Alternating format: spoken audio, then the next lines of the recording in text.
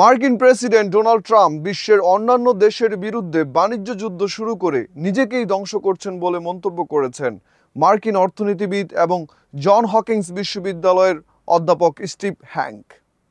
এনডিটিভিকে এমন কথা জানান হ্যাঙ্ক। হ্যাঙ্ক আরও বলেন, প্রধান বিষয় হলো নেপোলিয়নের পরামর্শ অনুসরণ করা।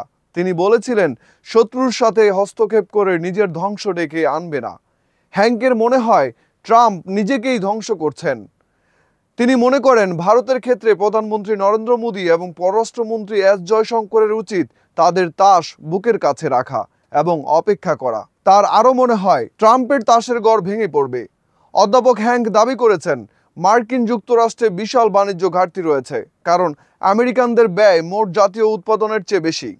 তাই এই অর্থনীতি সম্পূর্ণ ভুল পথে যাচ্ছে। ট্রাম্পের শুল্ক অর্থনীতি একেবারেই আবর্জনা বলে মন্তব্য করেছেন তিনি।